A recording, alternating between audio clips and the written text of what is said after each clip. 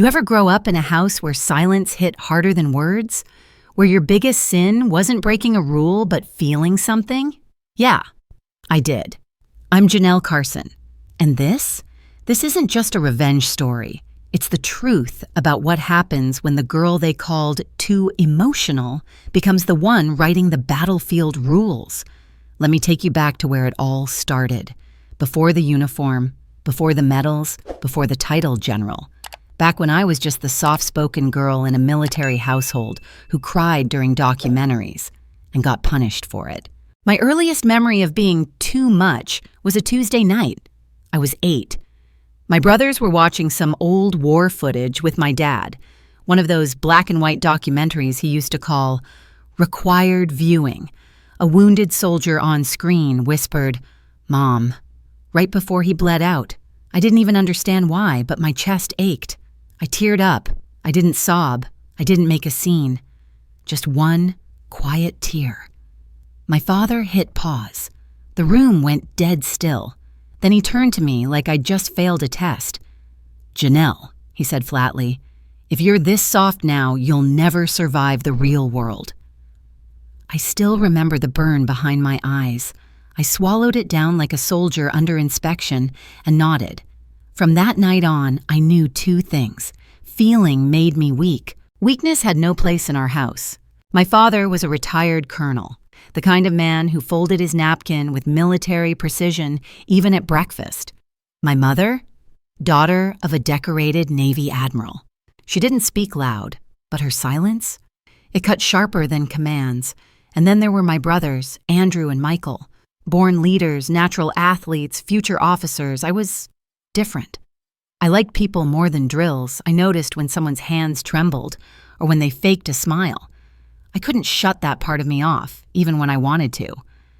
But in my family, empathy wasn't a gift. It was a glitch, something to hide or fix. Family dinners were like silent briefings. Fork in left hand, knife in right. Emotions left at the door. No second helpings unless invited. No tears. No talking back. No softness. Once I tried asking my father about fear. "What if a soldier is scared?" I asked. He stared at me, then turned back to his roast beef. Then he shouldn't be a soldier. That was the end of the conversation, and of me ever asking anything like that again. Still, deep down, I wanted to make them proud. I thought, maybe if I wore the uniform, if I became the kind of leader they respected, they'd see me differently. So I studied harder than anyone in my class, trained with a quiet fury, memorized every battle strategy I could find. I even learned to deadlift more than both my brothers at one point, just so they'd stop calling me Little Nurse. I didn't tell anyone when I applied to the National Military Academy at 17. I wanted it to be a surprise. Not just any surprise, the surprise like, "Hey Dad, remember when you said I was too soft? Look at me now." But deep down, a part of me also knew, even if I got in, even if I excelled, they'd still be waiting for me to fail. Because they didn't see me. Not really. They saw a girl who flinched at gunshots in movies, a girl who hugged her teammates after a game loss, a girl who didn't toughen up fast enough. The day I got the rejection letter, it was my mother who found it first. She didn't say anything, didn't even look me in the eye. She just left it folded on my bed, like a silent eulogy. That night at dinner, my father cleared his throat. No emotion, no softness. "It's for the best. You wouldn't have made it through the first year anyway. Maybe nursing school's more your pace." No one laughed. But they didn't have to. The silence said everything. I didn't cry. Not that night. I nodded again, like I had at 8 years old. But this time, something different ignited inside me. Not shame, not even grief, but something deeper, rage. Not the explosive kind, the kind that simmers, that sharpens, that waits. Because if they couldn't see what I was capable of, I'd build something so undeniable they'd have no choice. But first, I had to survive being erased by the people I was trying to make proud. And believe me, I remember every word. The letter came in a thin white envelope. No emblem, no wax seal, no sign of honor. Just my name, printed, Nothing else. I knew what it meant the second I saw it. No one sends good news in a plain envelope, but I didn't open it. I left it in my backpack, untouched, like maybe if I didn't read it, the words inside wouldn't be real. Then my mother found it. She didn't knock. She didn't ask. Just walked into my room while I was downstairs and placed it on my pillow, face up. Like some quiet judgment, I came back up and there it was, already opened. She hadn't said a word. No, I'm sorry. No, are you okay? Just left it there, like a failed exam I'd have to own. The rejection started with, "Dear Candidate Carson." Not Dear Janelle, not Miss Carson, just candidate, like I wasn't even worth a full name. They said I had passed the physicals, passed the simulations, passed the drills, but not the stress-based psychometric evaluations. Over-identification with emotional stimulus, high empathetic responsiveness displays patterns of over-attachment in high-pressure simulations. In other words, too emotional. Again. That night, I sat at the dinner table like a ghost. The forks clicked, the glasses clinked. Nobody said a word until my dad cleared his throat and said, "It's for the best. You wouldn't have lasted a semester. Maybe you should look into nursing school." My brothers smirked, but didn't even look up, as if I had confirmed what they always believed, that I wasn't made for this world. I didn't cry that night.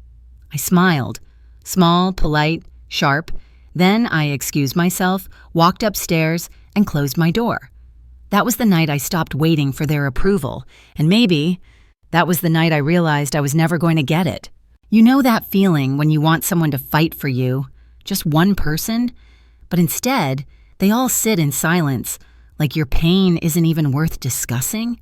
I know some of you watching have lived that exact moment, so if that's ever happened to you, drop it in the comments. Tell me, who was supposed to have your back, but didn't? Because I remember every person who looked away that night. The next morning, I overheard my brothers in the hallway. Andrew, she seriously thought she could command troops. Michael, please. She flinched when I slammed a door last week. They laughed, and I remember not feeling hurt, not even angry, just cold. Like my body had decided, no more hoping, no more explaining. From that moment on, I promised myself I wouldn't beg to belong in a room that refused to see me. I'd build the room, build the system, build the future they'd have to walk into, on my terms. Still, I didn't know how, so I did what made sense. I got quiet, observant, surgical. I watched every interaction in that house like a case study. When did my dad stiffen? When did my mother clench her napkin? When did my brothers hide insecurity behind sarcasm? And I started writing it all down, not in a diary, in a notebook labeled Operational Weak Points, Emotional Terrain. That was the first time I stopped seeing my softness as a flaw and started treating it like data. Because maybe the very thing they hated in me was the thing they feared. They could command people, but I could read them. Looking back, I know what was really happening. They weren't afraid I couldn't lead. They were afraid I'd lead differently, and different terrifies people who've only ever known one way. 2 weeks later, while my brothers prepped for training drills, I signed up for a local psych seminar on battlefield trauma. I was the only one in the room under 25, and the only one with no official rank. But the instructor said something that hit me like a flare going off. Leadership isn't about suppressing emotion. It's about navigating it. I copied it word for word, underlined it 3 times, because I knew if I couldn't lead their way, I'd lead my own, and one day they'd have to follow. After the rejection, I didn't reapply right away. I didn't scream or spiral or give some dramatic speech. I just recalibrated, like a soldier whose map got torn. You find another route. I enrolled in a civilian university with a major in psychology, specializing in trauma and human behavior. I figured if they think my empathy is a problem, then maybe it's the most important thing I've got. I took the hardest professors, sat in the back, never raised my hand, just observed. I didn't want attention. I wanted ammunition, not bullets, but insight, language, proof. Because one day I knew I'd be back. not just to serve, but to change the game entirely. Outside of school, I took every odd job I could get. I stocked shelves, ran night shifts at a gas station, cleaned floors in a rec center. Rent was due, loans were real, and my pride wouldn't let me ask anyone for help. Not that anyone in my family would have helped even if I had. But the job that changed everything was an unpaid internship at a center for combat veterans. It was quiet, raw. No one cared what school you went to. Only if you showed up and listened. One night, I was cleaning up coffee cups after group therapy when a man stopped me. Late 30s, built like a tank with eyes that never quite landed on you. Marine, 3 tours, multiple citations for aggression issues. Everyone avoided him. I didn't. I nodded at him like he was just another guy on a Tuesday. He leaned against the door frame and said, "You're the first person here who doesn't look at me like I'm broken." I didn't know what to say, so I didn't say anything. Just let that sentence sit between us like a lit match. He went on, "You feel things. That makes you dangerous, in a good way." That night, I walked home in the cold, shoes soaked through, but inside, I was burning. Not from ego, but from clarity. The military said I was too empathetic. Turns out, that's exactly what their soldiers were dying to be seen by. So I started writing again. Not poems, not journals, but observations. A black notebook I kept in my bag at all times. Page 1. Subject 001, Marine, male 30s. Triggered by fluorescent hums, avoids eye contact, calms with routine tactile input. Coffee stirring, foot tapping. I wasn't diagnosing. I was mapping. Because nobody was tracking this terrain, the emotional terrain, and it was costing people everything. Every vet who trusted me, even for 10 minutes, became a pattern I studied. Not to judge, but to understand. Not to fix, but to see. One of them once told me, "You notice stuff before I even say it. That's leadership, girl." I laughed. Leadership? I couldn't even lead my own brothers into a real conversation. But something about that sentence stuck. So I kept going. At school, my professor said I was overinvested. In the real world, soldiers told me, "You listen better than the VA ever did." The disconnect was staggering. How could academia and military culture both write off empathy, while the ones on the front lines were begging for it? At 19, I reapplied to the academy. Quietly. No announcement. No fanfare. Just me, a keyboard, and a transcript full of hard-earned grades. I passed the first 2 phases. But during the final interview, one officer glanced at my file and smirked. "I remember your name," still over-identifying with the subject material. I didn't respond. I just clenched my fists under the table and smiled, because I knew something he didn't. I was no longer asking for permission. They didn't give me a rejection letter that time, just a handshake and a cold, bureaucratic, "Not this year." And you know what? I didn't break. I just packed up, moved into a shoebox apartment near campus, and kept working. Rice, eggs, more shifts, more notes, more people opening up in ways they never had before. The notebook grew thicker. The patterns got sharper. I wasn't building a career, I was building a weapon. And when I brought it back to them, they wouldn't even recognize it until it was too late. The next time I stepped into a military setting, it wasn't as a recruit. It was as the last resort they called when their elite team started falling apart. The first time they called me in, it wasn't with fanfare. No limo, no officer salute. Just a last-minute classified mission email and a line that read, "Temporary civilian advisor assigned to forward command." Translation? "We need help, but we don't want to admit it's from you." It was Northern Africa, joint forces extraction, high-value target. Everything on paper looked clean. Intel, maps, formations. But 2 days before deployment, something broke. 2 soldiers from Bravo unit froze during recon review. Another locked himself in the comm tent for half an hour, watching drone footage on repeat. No one was talking. No one was sleeping. Command called it mental fatigue. I called it what it was, emotional collapse. When I arrived at the field base, it was 108 degrees Celsius. The air tasted like dust and salt. My boots hit the dirt, and every eye in the ops tent landed on me like I was some misplaced therapist at a gunfight. Colonel Reyes, grizzled, tall, eyes like stone, folded his arms and said, "You've got 48 hours to stabilize the unit." I didn't flinch. "I don't fix soldiers," I replied. "I rewire the system around what they're carrying." He didn't respond, but he didn't dismiss me either. That was all I needed. I didn't interview anyone, didn't ask questions. I just watched. 10 soldiers, 6 had deployed in less than 6 months, 2 had lost brothers in combat.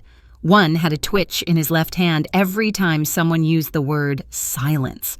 They moved like ghosts, reactive, twitchy, disconnected. They weren't broken, they were buried. That night, around 2 a.m., a soldier sat outside my tent, chain-smoking with shaking hands. Name tag, Thompson. He didn't look at me when he said, "You believe in omens, Doc?" I didn't answer that. Instead, I asked, "Who'd you lose on the last mission?" He didn't cry, but his voice cracked. "Left someone behind. Intel said he was gone. He wasn't. We heard him in the feed. 12 minutes straight. No one said a thing. No one said a thing since." There it was, the wound. The next morning, I gathered the unit. No therapy couch, no tissues, no small talk, just me, a whiteboard, and their deployment logs. "Command thinks you're malfunctioning," I told them. "I don't. I see grief, guilt, silence. That's not failure. It's load." They shifted in their seats, arms crossed, eyes narrowed. "Today we're running calibration drills, stress response conditioning under heat, neural cues with emotional triggers. It'll feel like hell, but by the end, your bodies will know what your mouths won't say." Some rolled their eyes. One even walked out, but the rest? They stayed. We ran drills under open sun, 110 degrees. I set up stations, memory anchors to stabilize panic loops, rhythmic grounding to reset breath under fire, tactical simulations with embedded emotional triggers. No one talked. By hour 3, they were shouting. By hour 6, they were laughing. By nightfall, someone whispered, "Feels like we're a team again." That wasn't therapy. That was release. The next day was mission day. I wasn't in the field. I was stationed at forward ops, watching on drone feed. Midway through recon, feed cut out. 2 minutes, total blackout. A year ago, Bravo would have unraveled. But this time, Thompson's voice came through first. "Command, this is Bravo, adapting to alternate route. Comms delay acknowledged. No signs of ambush proceeding." Steady, clear, calm. They made it back. Every single one. Target secured, no casualties. Colonel Reyes shook his head as he read the report. "Flawless, under extreme duress." I nodded. "Told you. You don't fix soldiers. You realign the mission." A week later, I was summoned to D.C., not to an office, not to a side conference room, to the Joint Command Summit. 5-star brass, strategic planners, generals with medals I couldn't even pronounce. General Avery leaned forward, hands steepled. "We're considering full integration of your TACT protocols. You'd lead the advisory board." I didn't even blink. "On one condition," I said. He raised an eyebrow. "I want to train leaders, not just troops, because if you keep promoting people who think emotion is weakness, you'll keep sending body bags home." He stared at me, then finally nodded. "You'll have your command, General Carson." I wasn't wearing a uniform. I wasn't holding a gun. But that day, they called me ma'am, like I'd earned every stripe, because I had, not by hardening, but by refusing to. CNN ran the headline 3 days later, youngest brigadier general named head of military psychological command. But what caught my eye wasn't the headline. It was the third row in the crowd, where my father sat, arms folded, lips tight. 3 days after the mission, CNN ran the headline, "Janelle Carson named youngest brigadier general in U.S. history to lead Joint Psychological Operations Command." I didn't cry when I saw it, didn't cheer, didn't call anyone. I just stared at the screen, thumb hovering over the power button. And all I could think was, what would they say now? The Pentagon's Great Hall gleamed like something out of a dream. Polished marble floors, giant American flag hanging beside the new insignia of psychological command. rows and rows of brass, journalists, international reps, everyone standing tall, waiting. And in the third row, there they were, my family, my father, stone-faced, in a perfectly pressed navy blue suit. My mother, lips tight, clutching her purse like it was the only anchor she had. And my brothers, Andrew and Michael, still in uniform, still looking like they didn't belong to my world. They hadn't spoken to me in years. But protocol required families to be invited to major military promotions. They didn't come because they were proud. They came because the system finally forced them to watch me win. A staffer handed me the final draft of my speech. I skimmed it, then folded it, then handed it back. "No edits?" she asked. I smiled. "No need, I wrote my own." When my name was called, I didn't rush. I walked with the same pace I'd trained into myself over years of being underestimated. Not slow, not dramatic, just steady. I could feel the cameras, the eyes, the disbelief, but I only looked in one direction, row 3, seat 4, my father. He didn't move, didn't blink, just watched.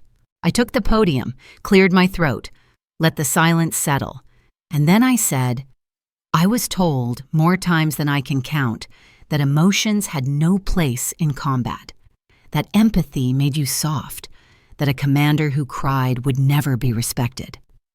I paused. But here's the truth. The real battlefield isn't always where bullets fly. Sometimes it's in the mind. And what saves soldiers isn't just armor or strategy, it's knowing someone sees them, listens, reminds them they're still human underneath the uniform. There was stillness in the room. Somewhere behind me, a general leaned back. I could hear his metal clink against his chest plate. I kept going. I didn't get here by being what they wanted. I got here by being what they feared, a leader who feels, a strategist who listens, and a woman who didn't break when they called her too much. The applause didn't come immediately, but when it did, it filled the room like a storm. Everyone stood, officers, diplomats, staffers, even a few generals. Everyone, except my family. My father sat still, jaw tight. My brothers shifted in their seats, blinking too fast.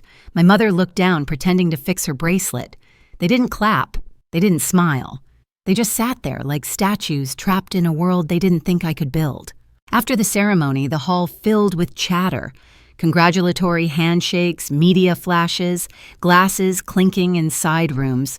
But I stood in the corner, near the back wall, finishing a bottle of water with both hands steady. And that's when I saw him. My father. He approached like he always had, measured, chin up, shoulders squared. He didn't salute. He didn't hug. He just said, "You really did it." I nodded once. I did. A pause, then, "You know, we didn't mean..." But I cut him off. My voice was calm, flat, precise. "You meant every word. Every time you called me soft, every time you rolled your eyes when I cried, every time you told me leadership had no place for people like me." His face didn't change, but I saw something shift in his eyes. Not regret, not pride, just the first flicker of realization that he couldn't deny me anymore. I stepped closer, not to confront him, but to end the conversation. "You were right about one thing," I said. "I do feel deeply. I cry when soldiers die. I grieve for people I've never met. I ache when systems break those they were meant to protect. And that is why I lead." Then I turned and walked away. I didn't wait for a response, because I didn't need one. That night, I sat alone in my quarters, took off the medals, unpinned the star, laid the uniform across the chair, then I pulled out a letterhead, typed slowly, no rush. "Dear candidate, you are hereby invited to attend the inaugural TACT Command Leadership Training. Your emotional capacity is not only accepted, it is essential. Signed, Brigadier General Janelle Carson, Joint Psychological Operations." I folded the paper, slid it into an envelope, and on the front, I wrote my own name. That envelope sat on my desk for a week before I mailed it. Not to me, but to someone else. Someone who never expected to learn from me until the order came from the Pentagon itself. The envelope sat on my desk for a week, sealed, untouched, no postage. I hadn't written it for delivery.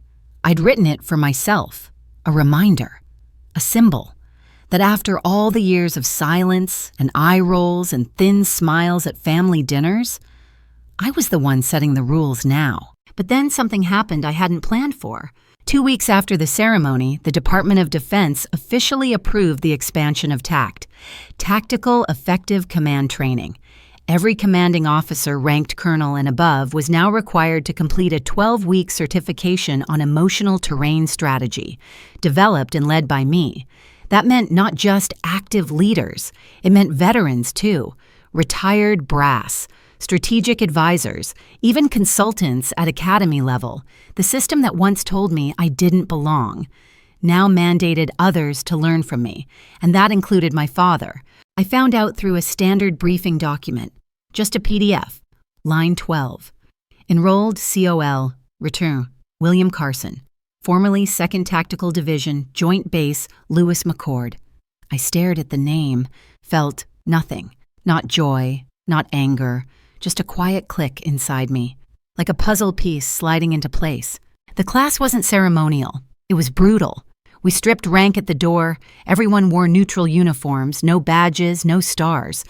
No one addressed anyone by title, just last names. It wasn't about who they had been. It was about who they were now, and who they had to become if they wanted to lead in the new military. I stood at the front of a long, sterile training room. Whiteboard, case studies, projector humming behind me. 25 men and women sat in silence, most older than me, most with combat records thicker than textbooks, and in the third row, far left, spine ramrod straight, my father. He didn't flinch when I walked in, didn't look down, didn't look impressed either, but he didn't walk out. That was something. "Good morning," I began. "Welcome to TACT. This isn't therapy. This isn't philosophy. This is operational survival. Today, we're not talking about bullets or borders. We're talking about what breaks a soldier before a bullet does, and how to lead them through it. We'll begin with silence." I pressed play on a combat drone feed. No sound, just video. A squad moving through a heatwave haze. One soldier flinched. Another froze. Then chaos. I turned to the class. "What broke them?" Someone said, "Poor leadership." Another, "Bad recon." I waited. "No," I said quietly. "What broke them was something no one mapped. A buried trauma, a name, a sound, a smell.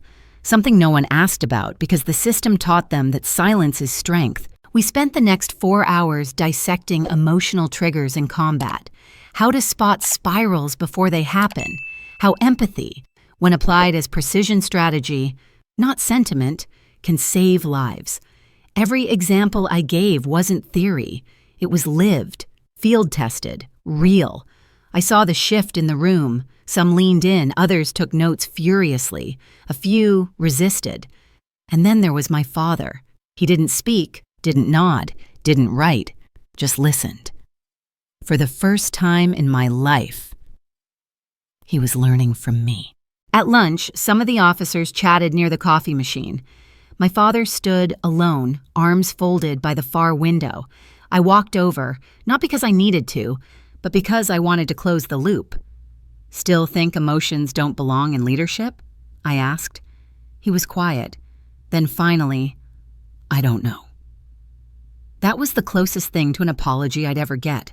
And honestly, it was enough. The final session of the day was a simulation, a fictional scenario based on a real case. A young soldier breaking down mid-op after hearing the name of a fallen sibling over radio chatter. I assigned roles. My father was chosen as the commanding officer in charge. He froze. He hadn't expected to participate. He'd expected to observe. But I didn't blink, didn't offer him an out. "Colonel Carson," I said, voice calm. "How do you respond?" There was a long pause. Then, finally, he said, "I ask the name. I ask what they remember. I don't command. I listen." I nodded once. "You pass." And just like that, the room clapped. After class, he came to me.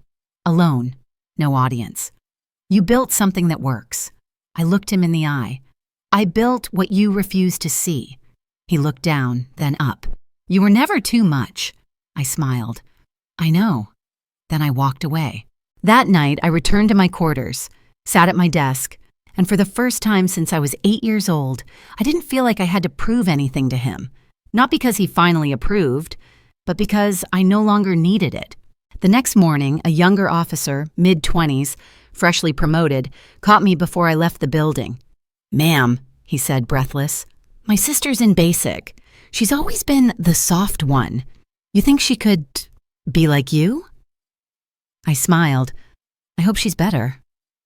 You know, for a long time, I thought being too emotional was a flaw to fix. Now I know it's a strength the world just wasn't ready for yet.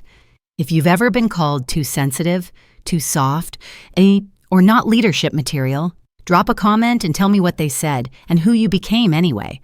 I read every single one, and somewhere out there, a younger version of me might need to see it.